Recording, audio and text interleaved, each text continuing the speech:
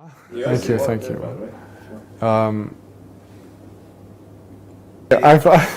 Okay.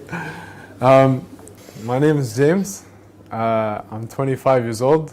I am a mix of cultures. I'm half Palestinian, half English. I grew up most of my life in Abu Dhabi, and I studied in the UK for university. And I embraced Islam 5 years ago when I was 20 years old. I would say I was Christian, but not, as the majority of people are, not really doing much, just go to church when, there's a funeral or maybe a marriage or something like that. I did go to Bible school and stuff when I was younger, but it wasn't something serious. It was more just something that people did. It wasn't very religious family. One of my friends got into his religion, and I noticed changes. Like he stopped hanging out as much. He would do his prayers and stuff. So I eventually asked him, "What are you doing? Like what's wrong with you?" So he said, "Nothing." He said, "This is the way," and he told me a bit about Islam. And then I was like, "Okay, I want to know." I started watching videos, and I got into it slowly. I started watching these videos about Islam and what it meant and stuff. And then there just came a point one day, I don't know why, I believed it. I was like, this is real, this is true, there's nothing wrong with that, it's clear, it's the correct answer for things in life, it helps me, it gives me a purpose. Yeah, okay, I know, but I don't want to be Muslim, why? I don't want to change my life, I don't want to have to change my friends, whatever the reason, there's all these things going through your head. But slowly, events happened in my life and I started praying. So I decided that, okay, I won't be a Muslim, but I'll pray. I'll just, I'll say, God, just guide me, show me the right way. So I'd wake up in the morning, I'd do a prayer, and I'd say, just show me the right way. I did that for months. I'd wake up and pray without any reason, just, no like particular way or anything. There'd be days where I'd wake up and I didn't pray, and I'd feel something missing from that day. I'd feel that there's something really nice about the prayer and the meditation side, the whole, just generally feeling good for the day. After that, there was some events that happened. I told my family, like, I want to be Muslim. They said, "You're crazy." I said, "Why?" They said, "Because you're not Muslim, you can't convert, etc., etc."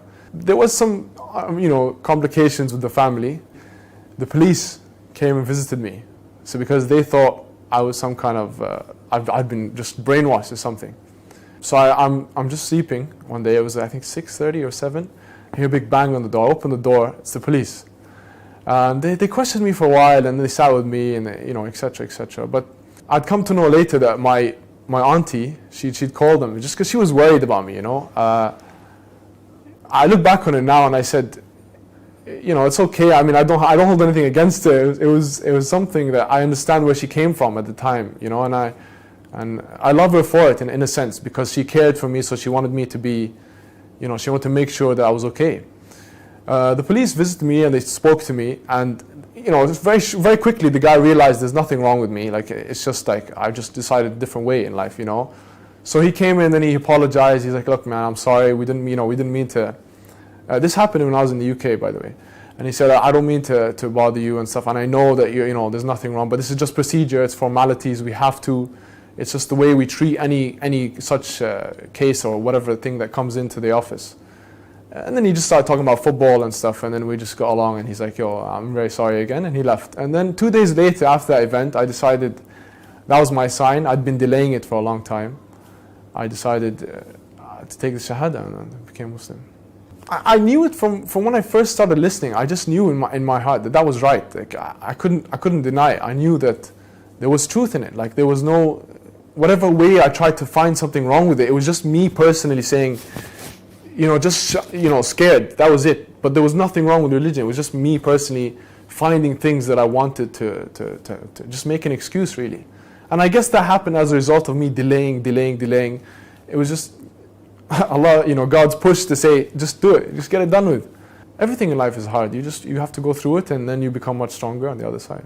I had many concerns. Of course, family, friends. They're the major things. Everything else is a bit easier, I guess. you know, like prayer and that. There's no problem with that.